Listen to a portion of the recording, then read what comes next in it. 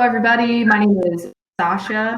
I'm here with Midland IRA and Midland 1031, and we're going to start the webinar. Thank you, all of you, who are attending. 1031 exchanges, we are going to go beyond the basics. So I just want to start out by saying a little bit about Midland. We are self-directed IRA administrators and custodians, and we also are a qualified intermediary for 1031 exchanges. Both of these are tax strategies. One has to do with retirement accounts, and the other, 1031 exchanges, which is the topic of this webinar, is outside of retirement accounts. So we do have our main offices in Chicago and Fort Myers, and we have a location in Sioux Falls. We have been a qualified intermediary since 1997, more than 20 years. We have 2 certified exchange specialists on staff. We have personalized service. We like to say that we are personal, not transactional. We are bonded and insured. And I do need to say that we are not fiduciaries. This means we do not give legal, tax, or investment advice, but we are operated by individuals with backgrounds in those fields, and many of our staffs have also achieved the designation of Certified IRA Services Professionals. So before we get started, I would just like to say that if you have questions, there is a questions tab. Please type those questions there. You can also type them in the chat function, but if you would, try to find the questions tab and put them there. We will do our best to answer all of the questions during this webinar. However, if there are any questions that are specific to a particular scenario or situation, we may have to address offline. We will reach out to you. All right, I want to start by introducing who your presenters are today. We have Janet Davis. So Janet has been in commercial real estate for more than 23 years. Working in several capacities, from managing corporate real estate accounts to commercial brokerage and asset management. She has been with Midland 1031 for 2.5 years and is responsible for facilitating 1031 exchanges and educating real estate professionals on the benefits of 1031 exchanges by teaching continuing education classes and through other types of speaking engagements. Janet is a certified commercial investment member, CCIM, and currently serves as the president of the Southwest Florida District.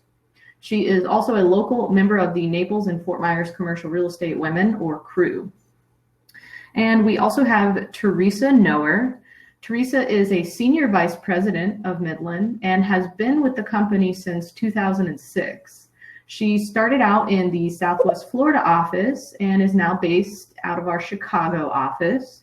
She's helped a number of clients with all types of exchanges in the last 14 years. Teresa teaches education classes to various groups throughout the Midwest on the benefits of 1031 exchanges, as well as using IRA funds to invest in real estate. She is a certified exchange specialist and certified IRA services professional. So with that, I am going to hand it off to Teresa to begin this presentation. Well, hi, good afternoon, everyone. Thank you again for joining us this afternoon. We hope all on this call are doing well, you and your families. Why are we here today? Basically, we want to show you 3 different scenarios that maybe you may not encounter either yourselves if you're doing exchanges or with your clients. And so first off, we're going to be showing you how you can buy first and then sell and take advantage of a 1031 exchange. We're going to show you how to utilize a deferred and a reverse exchange to maximize the tax deferral.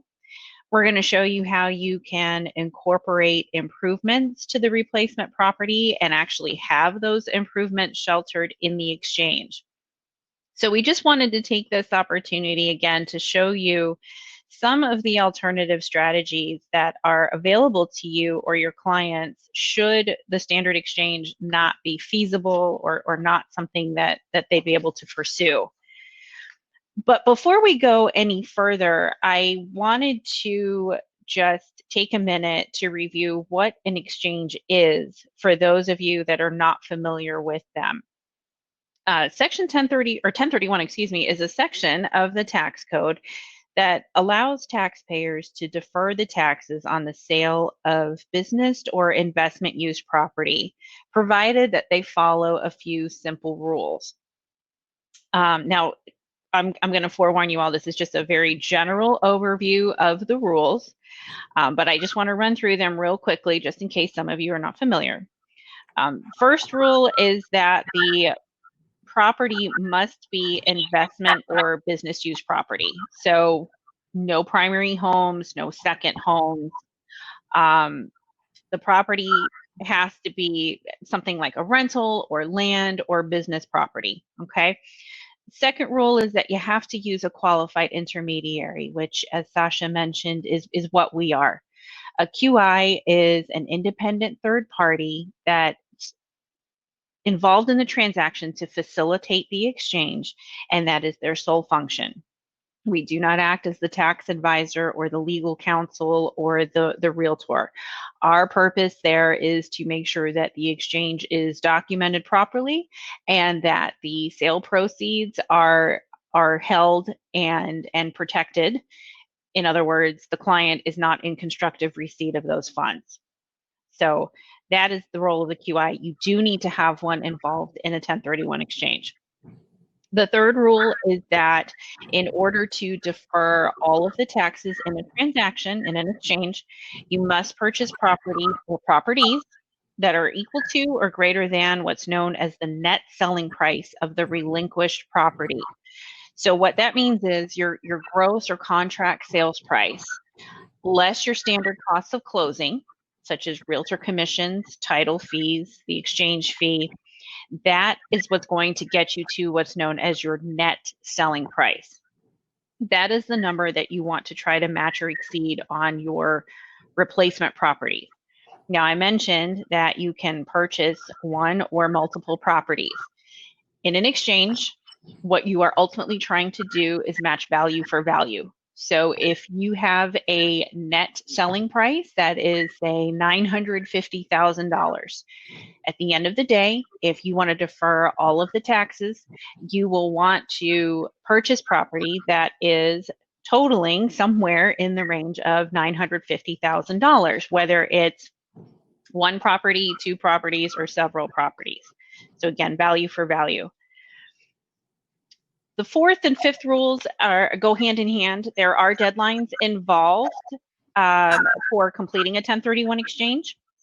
You have a total of 180 days from closing on the sale of your relinquished property to complete the exchange. Okay, so it's 180 calendar days. You must close on all intended purchases. Seems pretty easy, right? That's about 6 months. Within the first 45 days of that 180-day period, you will need to identify all target replacement properties. Only what's identified by the 45th day will qualify for the exchange. So it's important to keep those deadlines in mind. Again, the more time sensitive or the more critical one is the 45th day deadline, because as I mentioned, only what's identified by day 45 will qualify. Again, these are just very basic rules. I just wanted to refresh everyone's memories on these rules for completing an exchange. We could literally spend an hour talking about this, but we're here to talk about more advanced strategies on how to creatively complete an exchange. And so with that, Janet is going to walk us through our first scenario on reverse exchanges. So I'll hand it over to Janet now. Hello, everyone. Well, the first thing we're going to talk about is whether or not you can actually buy first, then sell your property, and still utilize the benefits of a 1031 exchange. And you definitely can. There is a revenue procedure that outlines what needs to be done to accomplish this. You can set up what is called a reverse 1031 exchange. In a reverse 1031 exchange, you buy the replacement property first. To do this, you need to purchase the property in an entity that is not owned by you. So therefore, the qualified intermediary establishes an entity It's usually a single member LLC to take title of the property. So this LLC can have nothing to do with you. You cannot be a member of this LLC. It has to be an independent third-party accommodator. A reverse exchange is considered often when you have the perfect replacement property under contract and you haven't closed on your property that you're selling, or you don't even have a contract on the property that you know that you're going to put up for sale yet. Or sometimes this occurs when the seller for the replacement property wants to close before you can sell your relinquished property and then you're not flexible on the closing date. The contract needs to be assignable. I know in most commercial deals, we do make the contract assignable.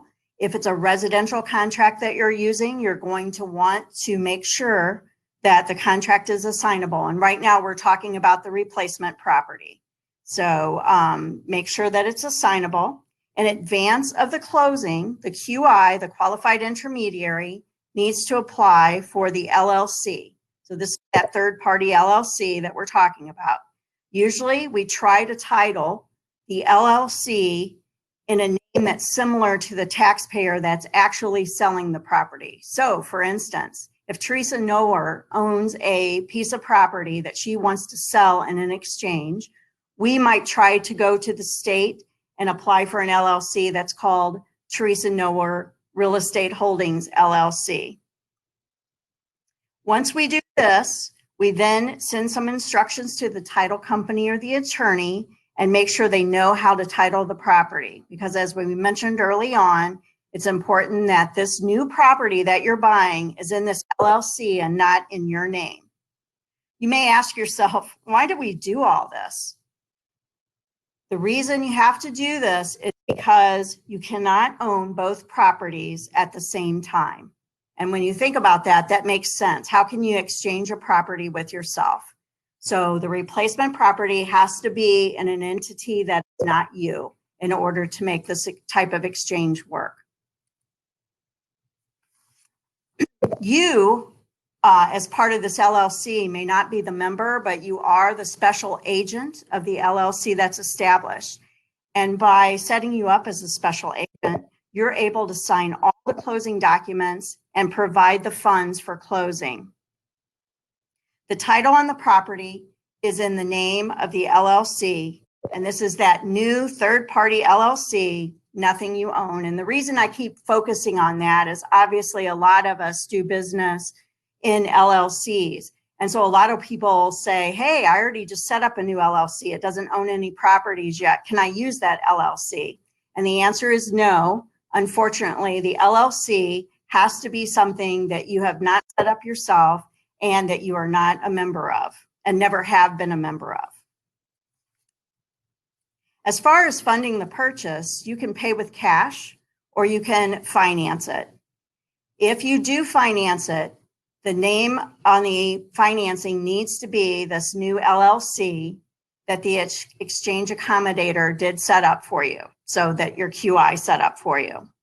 Now, this may be challenging if you're using a residential lender, as we all know, because they will not loan to an LLC. And a lot of times people are getting residential loans because they're purchasing residential property or condos. We don't usually run into this when we're talking about commercial property because lenders are used to lending to LLCs. So this is going to apply to residential lenders. If this is the case, there is something that we might be able to do to still allow you to do this reverse exchange. If we need to, it's possible that we can actually hold title to the current property that you're owning. And this can only take place if you totally outright own the property that you're selling, meaning no financing left. I've had a few clients before that had a small loan still remaining on the property. They were able to pay off that loan. We got the payoff letter, and then we held title to their current property so that they could do the exchange. This way, once again, you're still not owning both properties at the same time. You, as the exchanger, would have the deed prepared by an attorney that would transfer the title to the new LLC that we've set up. After closing, the timelines are really the same as in a regular exchange, except at the 45th day, you identify the relinquished property. So talking about parking the replacement or holding that replacement property and title as the new LLC, on the 45th day, you identify your relinquished property. If we have parked the relinquished property, so the property you're selling, obviously you don't need to identify that because you already have transferred that to this LLC. So there would be no identification required at the 45th day. The whole timeline is just the same as a regular exchange. It's 180 days to close on the relinquished property. Closing on the relinquished property is, again, now the exchange starts. So this is like a regular exchange. You send the contract over to the QI, you do the exchange paperwork. We generate the instructions for the title company or the closing attorney. You, as the taxpayer, sign all the documents. However, if we're holding title to that relinquished property, we usually at least have to sign the deed. But you can sign everything else as the special agent. And then the funds from the sale of your relinquished property are wired into the escrow account that we've set up for you. The next day, once the funds have settled in the escrow account, we're able to send the funds to either the lender to pay down the loan, or if the exchanger paid cash, we can send that money back to you. Or if you paid a down payment, we can send some of that money back to you. If we park the replacement after the exchange is over, we assign the interest of the LLC back to the taxpayer. If you decide you don't want to keep the LLC, make sure your title insurance transfers, that you check the insurance that you hold on the property, and you make sure that if there is a loan still remaining on the property, that the loan does not become due. All right, a little bit behind here. Hang on. All right, caught up. All right, a few things to keep in mind. On these reverse exchanges, there's some special insurance coverage that's required because obviously the title holder is not yourself. It's a third party. It's a accommodator like Midland. So we're taking responsibility to hold that property for 180 days. So the insurance that you carry tends to be higher, especially on the liability side. As we mentioned before, the contract must be assignable. There could be financing issues because the loan has to be in the LLC. So these are things you have to keep in mind. As far as lead time, as much as we love setting up last minute exchanges, this is a case where you cannot do that. There is some planning that is required. In regular markets, we need at least 10 business days to set up and get this LLC approved. In the days like we're having now with everyone's focus on the virus, it's actually taking the state longer to approve the LLC. So we need to know in advance. Your closing agents need to know in advance. And definitely if you're using a lender, your lender needs to know in advance. Then finally, if you do choose to leave ultimately at the end of the day, the property in an LLC, in the same LLC that we set up, you can do that because remember at the end of the exchange, we've assigned that interest to you and you are the sole member. If you do want to keep the LLC, you would have to maintain it. So that means you have to file an annual report and pay the fee every year. So you'll want to make sure to keep that up. All right, I think it's time for some questions. I see a few coming in. Yes, thank you, Janet. So first, I just wanted to address, there does seem to be some audio or video trouble, and there is a feature at the top of the chat box encountering issues with audio or video. So please try refreshing your feed. There are some other things to check on your settings. So I am going to go into the Q&A, and just a reminder, we are recording this webinar. So if anyone is having any issues, we will be sending you a copy of this complete webinar.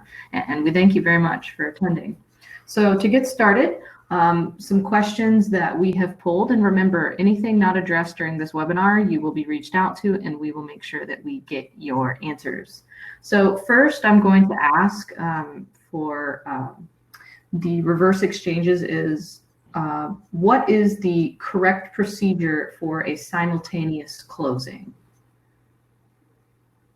Okay, so if you're going to do a simultaneous closing, so a lot of times the simultaneous closings are actually in a regular exchange.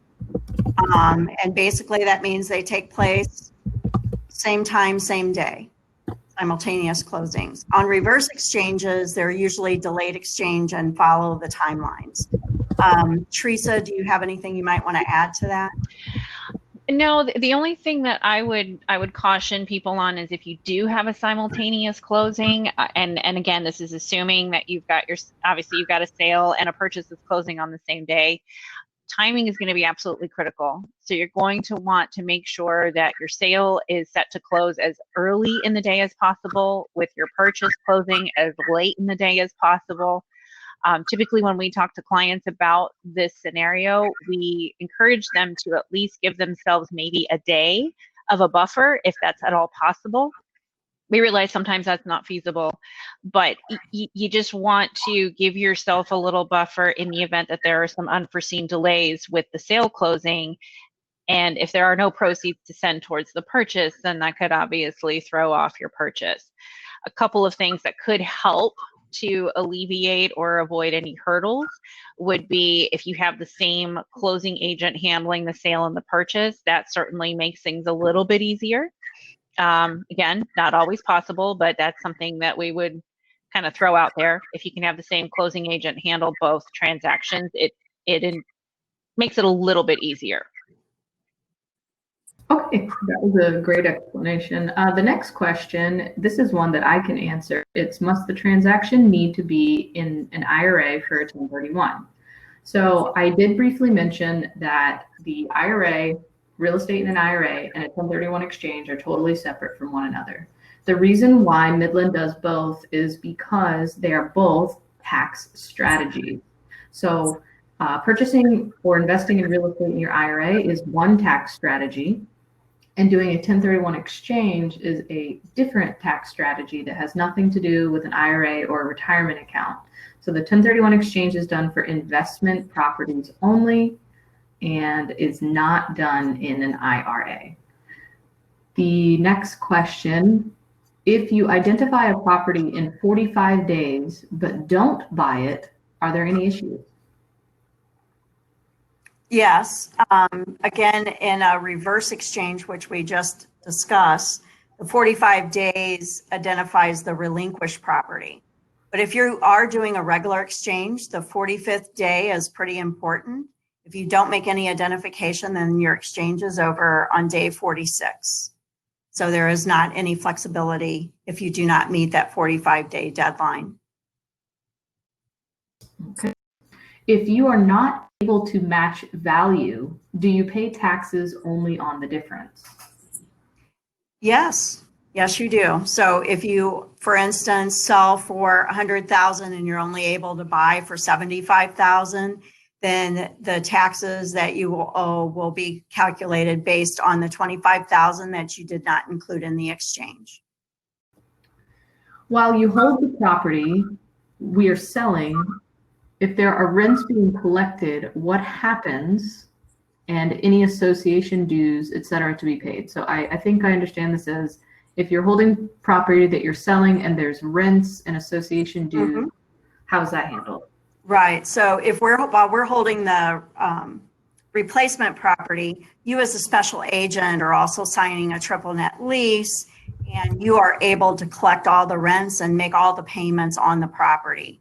Really, in a reverse exchange, the only thing that is happening is this LLC is a title holder, and you operate just like you normally would. Everything, though, is collected in the name of this LLC. So any checks or anything like that that you would want to collect should be written to this LLC as the landlord, that kind of thing. Hopefully that answers your question. Go ahead, Sasha. Okay, sure. So we do have a couple coming in on the questions. So we have pre-selected a handful of questions that we'll address now. And so anything that is coming in now, we will address after the presentation with you. So thank you. Thank you for being engaged. All right, the next question is, does the costs involved in a reverse 1031 become deducted from the sale price when evaluating the net sale proceeds? So I think I understand that as, are you asking, is our 1031 fee an exchange expense? And if that's the case, yes, it is. And it counts as one so that you can use that to calculate the net selling price, as you can use commissions, and also some of the typical fees that you see on a closing statement can also be deducted from the selling price to come to that net selling price. Okay.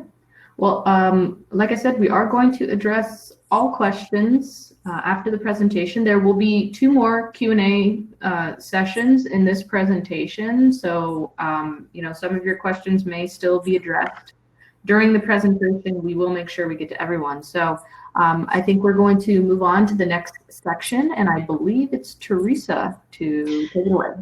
Yes, thank you, Sasha. Before I dive into that real quick, I do want to clarify something. I noticed there was a clarification on one of the questions we addressed, and a couple of things. Somebody had said, what happens if you decide that you don't want one of the 3 properties that you identified and you buy a 4th property on the 46th day? That is unfortunately not allowed. So you are restricted to what is identified as of day 45. Now, you can identify multiple properties and indicate that you only intend to purchase one or more than one or all of the identified properties. So it's really going to come down to what your intentions are. And so that's something that we can dive more into when we reply to these questions, but I did want to clarify that because maybe some other people were thinking about that too. Okay, scenario number 2. So let's talk about this. So here's a scenario where Dave Owens is selling an investment property for $600,000 and is scheduled to close on April 15th. He's already gone under contract for his replacement property for $1 million and is scheduled to close on that new purchase on April 30th. So he has another property that he wants to sell in this exchange, and coincidentally, it's approximately $400,000, but it's not even under contract yet. And Dave is a smart guy. He wants to be able to maximize his tax deferral. So he wants to know, are there any options for him?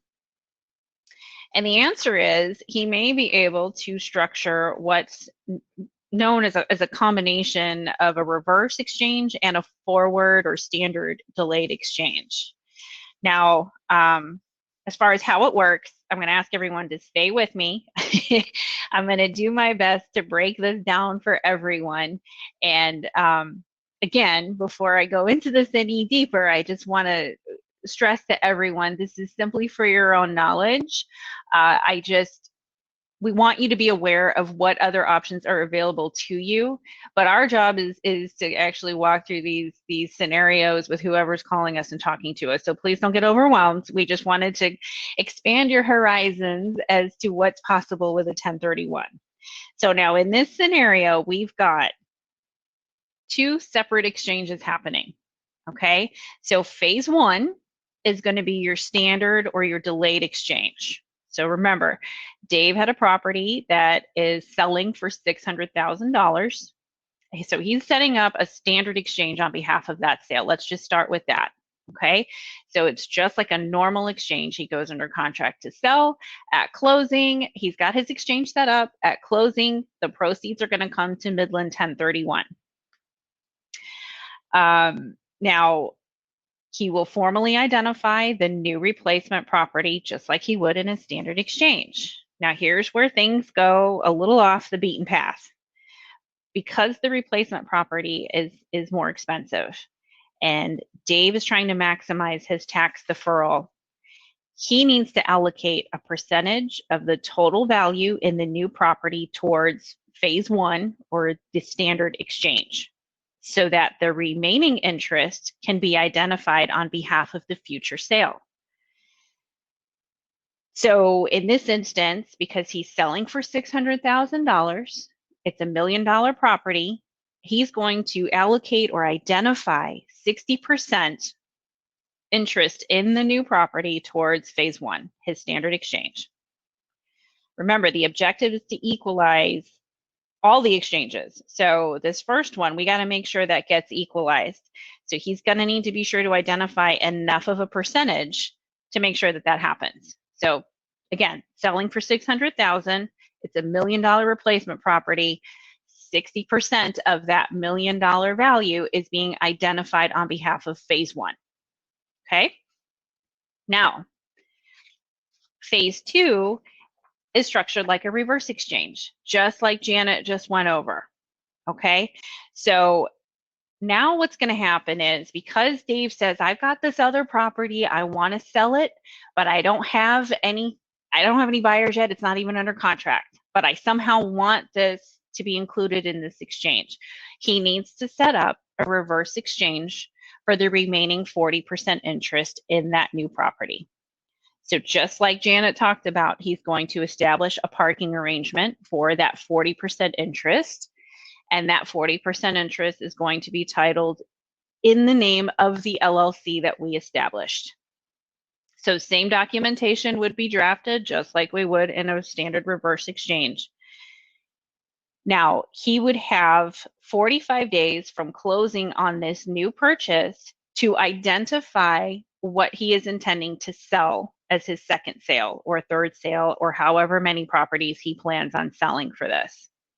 He would have 180 days from closing on the new purchase to close on his additional relinquished properties. So let me give you an illustration here. At closing, the deed is going to be in the name of Dave Owens individually, because that's how title was held in the property that he sold. And it will also be in the name of the exchange accommodation title holder. So here's an example of what the deed would look like. It would show Dave Owens as to 60% undivided interest. And then, just for an example, I put Reverse Exchange Real Estate Holdings LLC as to 40% undivided interest. Okay, so you have two buyers in this transaction. At the end of the day, it will all end up being Dave's property when all is said and done. But because he's trying to combine two separate exchanges into one replacement property, it has to be structured this way. Now, moving forward, funding the purchase is also something to note.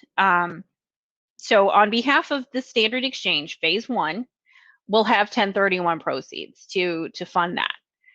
And we're assuming he's got just enough money to make that 60% interest purchase with exchange funds. If he needed to provide additional funds on behalf of the standard exchange, he would certainly do that. We would just need to figure out and make sure that he is acquiring the 60% interest on behalf of phase one. Now, phase two, the reverse exchange, remember, we haven't sold the second property yet. So somehow Dave is going to have to come up with the funding for the remaining 40% interest in that property that the title holder LLC is going to be taking title to. So let's just keep it simple, and we'll say Dave's got access to just bundles of cash. And so he says, no problem. I'm going to loan the title holder LLC. I've got the money. I'll loan you the EAT, the 40%, whatever that amounts to. And so we're going to have two sources of funds for the new purchase. Okay. The exchange proceeds from sale number one, and then the proceeds that Dave loans to the title holder LLC to make the purchase on behalf of the reverse exchange. So there are a few things to keep in mind in this scenario. Phase one, the standard exchange, is completed at closing for the purchase. It's done. There's nothing else that he needs to do. That part of the exchange is wrapped up. Phase two, the reverse exchange, has its own separate clock that starts when they close on the new purchase. So again, it's exactly the same process as Janet discussed in the first scenario. So Dave technically has an additional 180 days from closing on that purchase to get that second property sold and closed. We don't see these scenarios come up very often, but it is good to know that there is an option available. So one other thing that we want to also make sure we touch on here is that make sure that the contract for the new purchase is assignable to allow for the title holder LLC.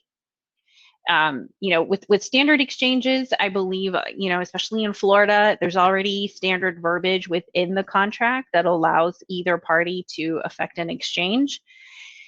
This is a little different. The standard verbiage will not cover the assignment of contract to a title holder LLC for the purpose of completing a reverse exchange. So it's really important that this is allowed for or accounted for in the contract. And we can provide you with sample verbiage that you could put into the contract. But as Janet mentioned earlier, this is not something that you want to wait to set up until the very last minute. So in a nutshell, you can combine a standard exchange and a reverse exchange if you find yourself in a situation where time is just not on your side or the pieces don't fall in the proper order as you would like them to. Sometimes you sell one property, you find the ideal replacement property before you have a chance to sell your second or third properties. You do have the opportunity to do this combo, so to speak. So that's really it in a nutshell. I mean, we could literally spend hours talking about each scenario. We really just wanted to give you all a general overview of what opportunities are available. So at that, I will hand it back over to Sasha so that we can address any questions that may have come through. Thank you, Teresa. So what Teresa just went over was a very specific and I don't want to say complicated, but involved process.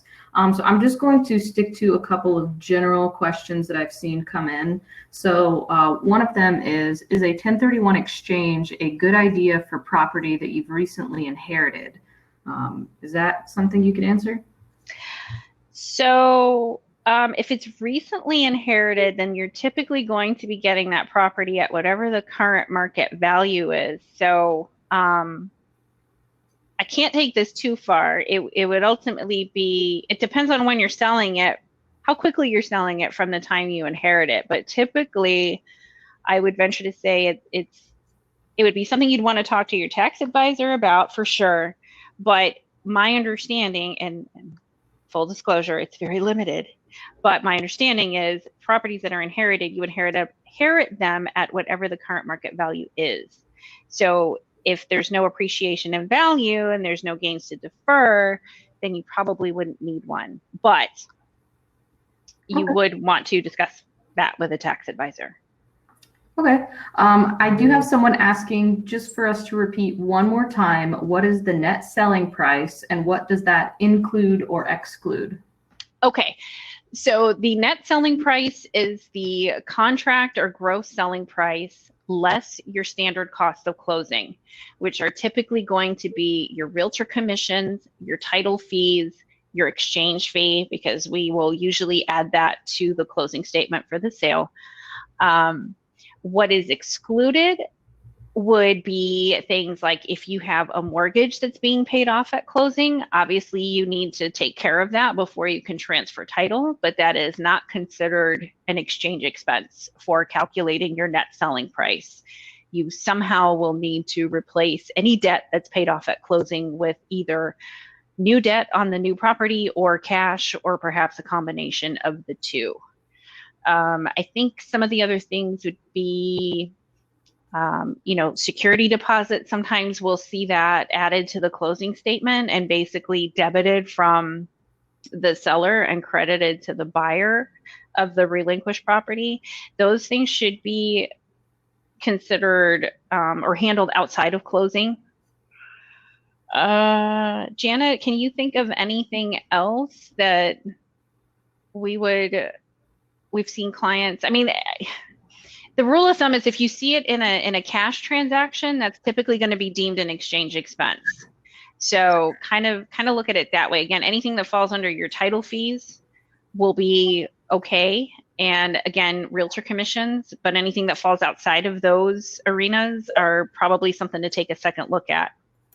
Okay. Exactly. Anything that really doesn't have to do with the actual purchase property itself, which is why, any rents and security deposits and real estate taxes and utilities, it's things that occur because you own this property, but it really doesn't have anything to do with buying and selling the property itself. All right, I'm going to read two more quick questions. So these again are just general. So we have someone again just trying to clarify if I identify a property but don't buy it. So is it okay if I identify 5 properties but only end up buying 2 of them? Is that okay?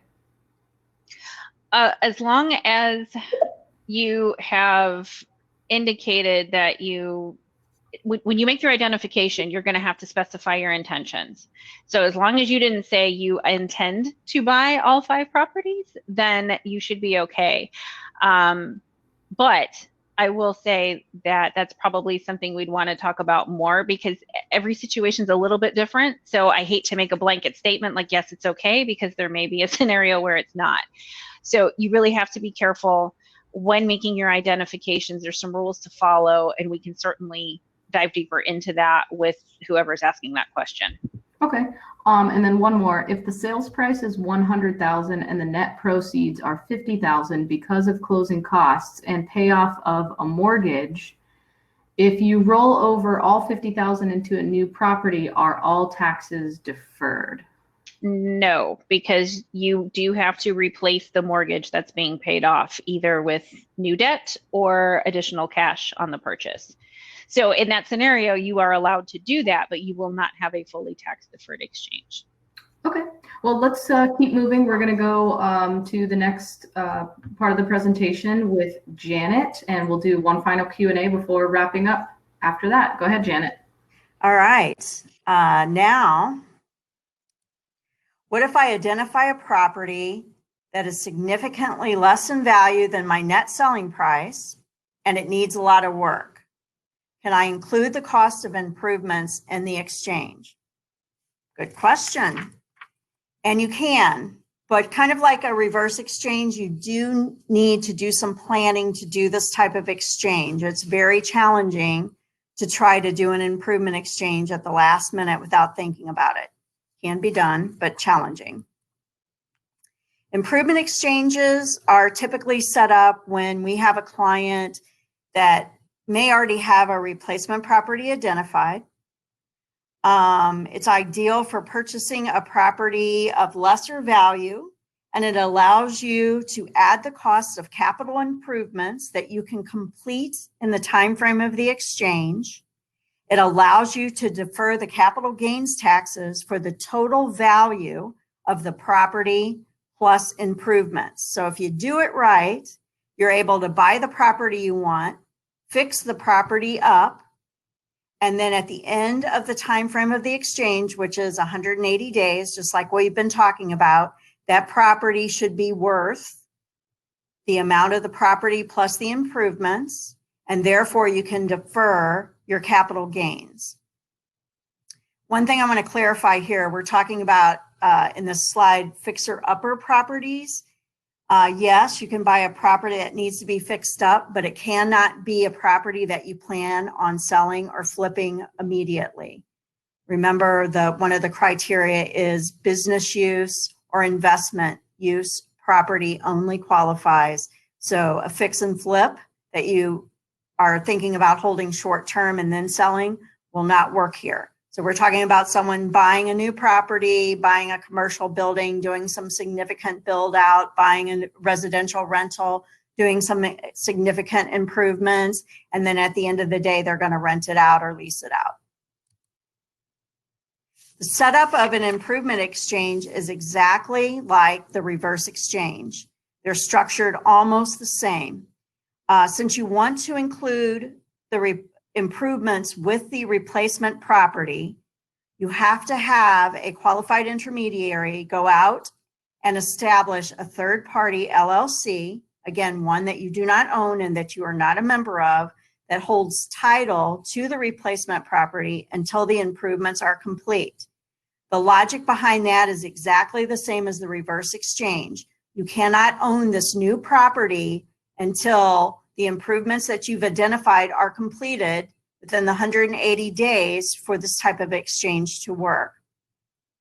Once this is set up, the QI sends the payments directly to the contractor. And when you go to identify the replacement property within the 45 days, the property identification includes the value of the replacement property plus the value of improvements that you are going to complete within the 180 days. And one thing to remember is only the improvements that are completed by the 180th day are going to count. If you buy a bunch of materials and they're sitting around on the ground and they're not affixed to the real estate itself, and at the end of the 180 days, they're still not there, but they're piled up around the property, those are not going to count, even though you spent money for materials. Couple of things that you do want to keep in mind for these improvement exchanges. Same requirement on the insurance that we talked about earlier. Because you're holding the property in this LLC for the duration of the exchange, there is higher liability insurance that you're going to have to get. Financing on this replacement property. If you do any financing on this property, even for the improvements, all that is going to have to be in the name of the LLC. So you have to go to the right lender in order to have that done. Timing. Only the improvements completed in the 180 days count.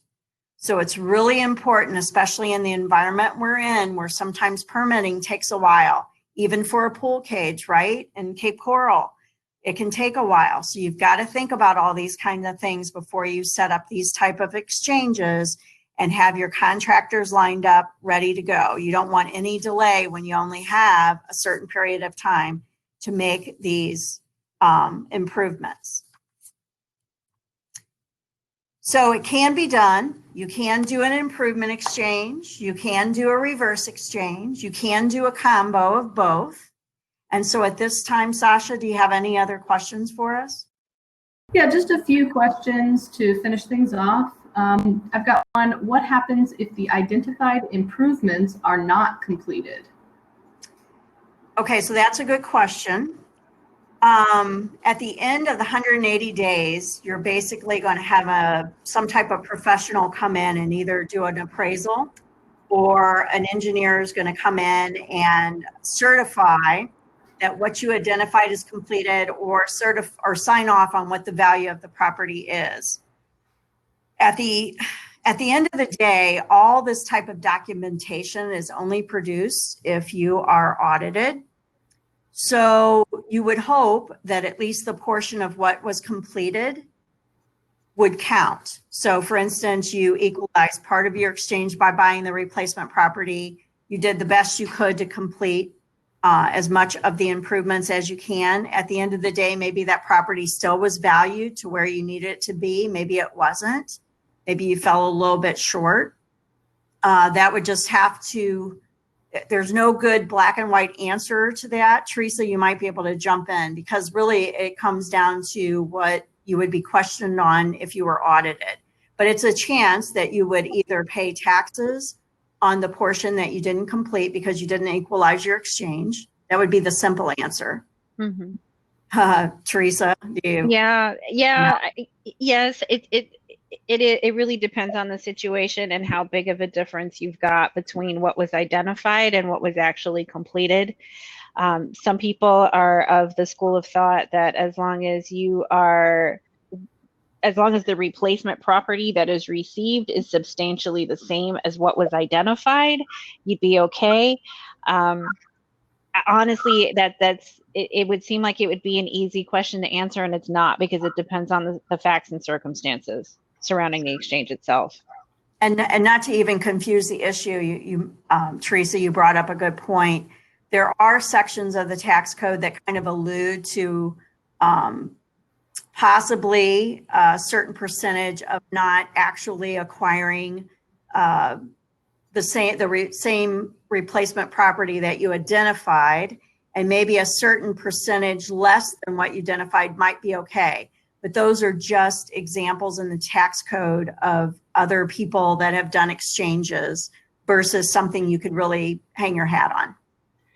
And honestly, and to piggyback on that, Janet, I think the most important thing when you're, especially with these improvement exchanges, and particularly in Florida, you want to be careful and be realistic about what can be done within that 180-day period. Because remember, you do have to identify what's being done, but you have to factor in, okay, if I need permitting for this stuff, how long is that going to take? Once that's received, how much time am I really working with to get the actual improvements done? So you don't want to, if you're not even going to be able to begin construction, quote unquote, until you're 120 days into the exchange, that doesn't really leave you much time to get a lot of work done. So you have to be realistic, and whoever you're contracting to do the work, you need to have a conversation with them, bring us into it, so we can explain. I think Janet can attest to this. One of the questions we always get, particularly with new construction, is we're approaching the 180th day, and someone will inevitably ask, "Is that really the drop dead date? Can we get a little more time on this, because we just can't get the property done, or we can't get the improvements done?" So this is definitely not something to enter into lightly. Okay. I'm going to go to the next question. Can I do the improvements myself? And maybe related, can I get reimbursed for materials that I purchase at a department store like Lowe's or Home Depot? All right, really good questions. All right, so technically, in a way, you can do the improvements yourself.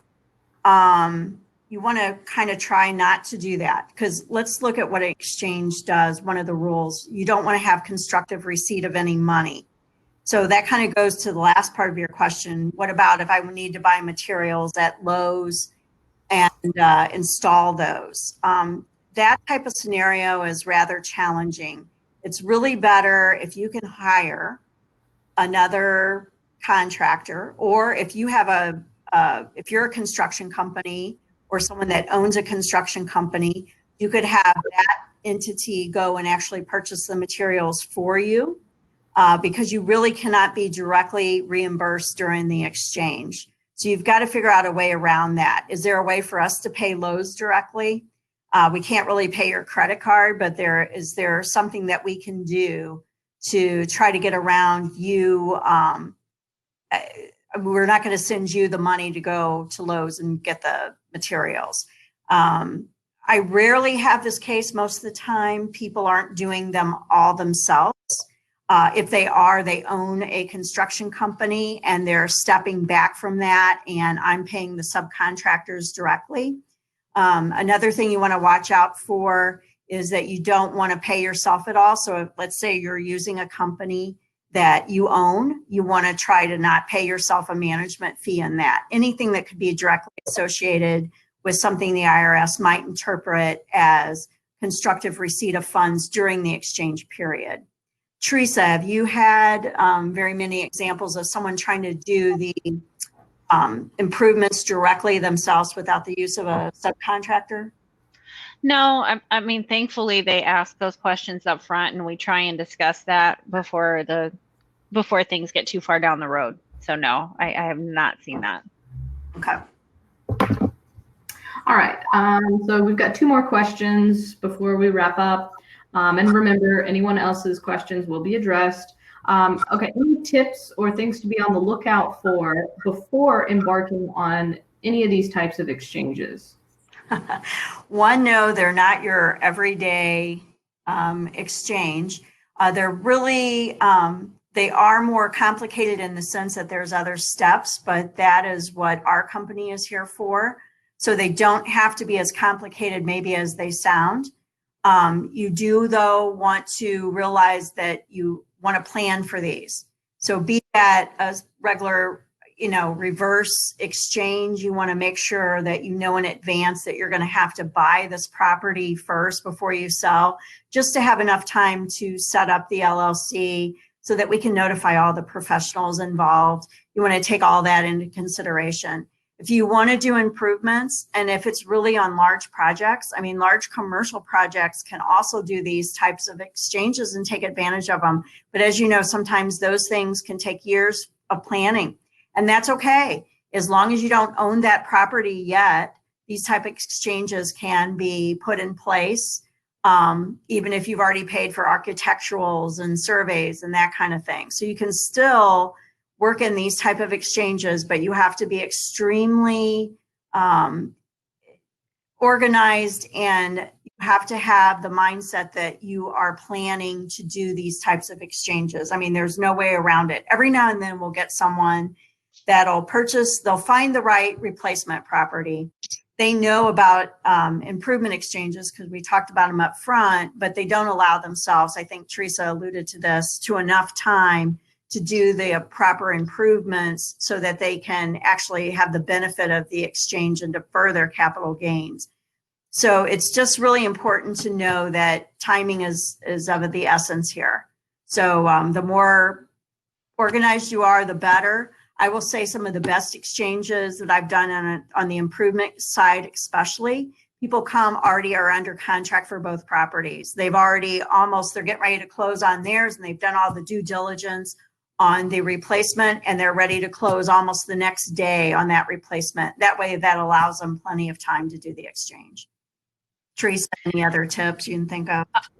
The only other thing I would reiterate is that if there's financing that's going to be involved in the transaction, make sure that whoever you're borrowing from understands what you're trying to do, and even better, get us involved in the conversation early on. I think we've seen so many reverse and or improvement exchanges potentially derailed because of that component, because either someone didn't quite understand how the financing needed to be set up, or what exactly our role was, or what this LLC was doing, or what its purpose was in the transaction. So if there's any sort of financing involved, make sure that everybody's on the same page. And it can all easily be done and addressed through just having a conference call with all parties involved, and then moving forward, everyone's on the same page. Okay, and last question for the day. What happens if we decide we want to move into the property that we acquired in the exchange? So I can take that one. Yes, short answer is that is a possibility. Longer answer is you have to be patient and you have to plan accordingly. So remember that the purpose of the exchange is to exchange investment or business use property for more investment or business use property. So the intent of the taxpayer is absolutely critical when completing an exchange and afterwards. Typically, most tax advisors would suggest that their clients hold the property as investment, i.e. rent it out if it's a rental property, for at least 2 years before taking any steps towards converting it to a personal residence or a second home that you want to use. So you can have your cake and eat it too. You just can't have it all at once. You have to make sure that you're satisfying the requirements of the exchange. Let's keep the IRS happy, and then wait a couple years. If you want to make that your own personal residence, you can. If the intention is to move into it immediately, that's not going to fly for the exchange. Okay, great. Well, let's just make sure we get your contact information up for a few minutes so everyone can take down your emails or phone numbers for questions. And we are going to organize a reach out to everyone that attended who had questions, and there will be a recording of this webinar complete with audio and the Q&A sections as well. So again, thank you everyone for attending. And we do have another webinar coming up, so keep an eye out for that invitation. Everyone stay healthy, stay well, and thank you so much for attending. Yes. Thank you.